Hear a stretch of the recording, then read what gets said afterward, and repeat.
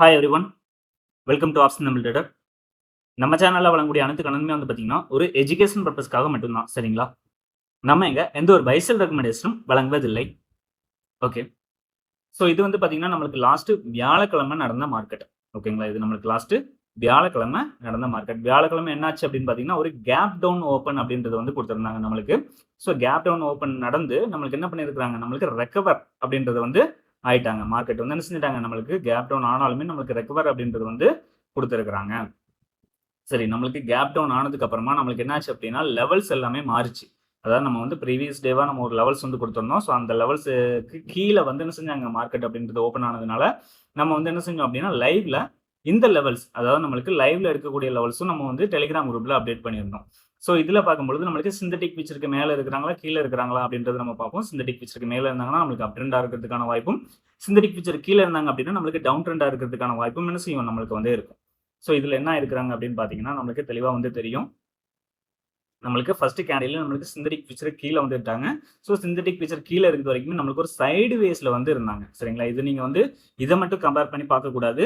அதான் நம்ம இதோட என்ன செஞ்சோம், பிரீமியத்தை வந்து கம்பேர் பண்ணி பார்க்கணும். அதுல வந்து உங்களுக்கு கரெக்டா வந்து இது ஏன் இங்கேருந்து இதுக்கு கீழெல்லாம் போகல அப்படின்றது வந்து உங்களுக்கு பிரீமியம் வழியா வந்து என்ன செய்யும், தெரிய வரும்.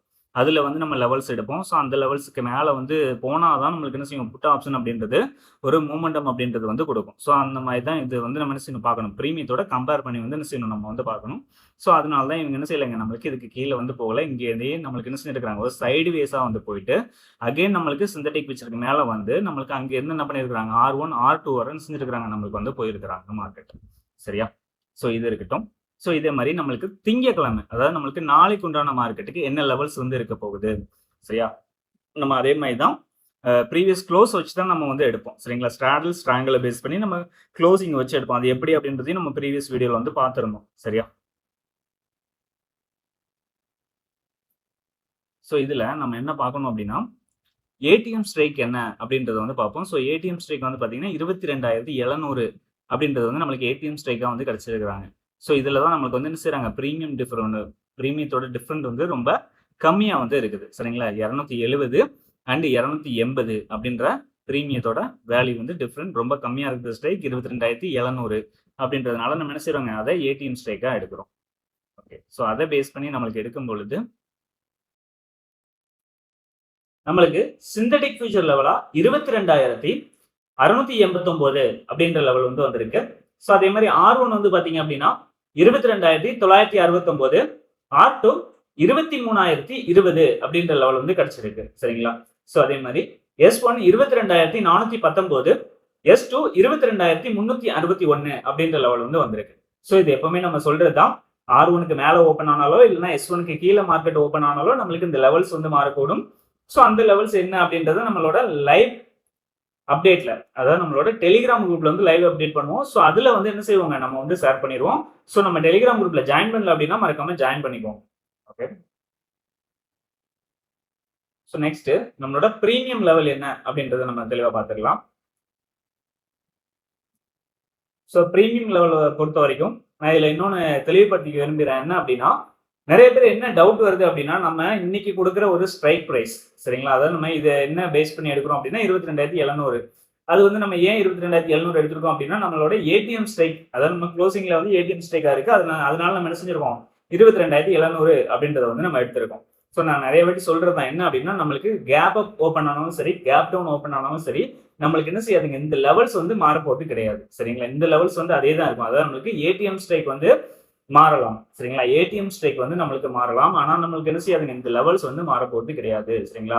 ஏன் அப்படின்னா நம்மளுக்கு ஏடிஎம்மோட வேல்யூ, சரிங்களா, நம்மளுக்கு ஏடிஎம்மோட வேல்யூ தான் நம்மளுக்கு ரொம்ப முக்கியம். அதான் நம்மளுக்கு 22,700 இன்னைக்கு ஏடிஎம் இருக்கிறாங்க அப்படின்னா நம்மளுக்கு நாளைக்கு வந்து 23,000 கூட நம்மளுக்கு என்ன செய்யலாங்க, ஏடிஎம் இருக்கலாம். அப்படி இல்லைன்னா 22,500 கூட என்ன செய்யலாங்க, நம்மளுக்கு ஏடிஎம் ஸ்ட்ரைக்கா வந்து இருக்கலாம். பட் ஆனா ஏடிஎம் ஸ்ட்ரைக்கோட வேல்யூ அதே தான் இருக்க போகுது.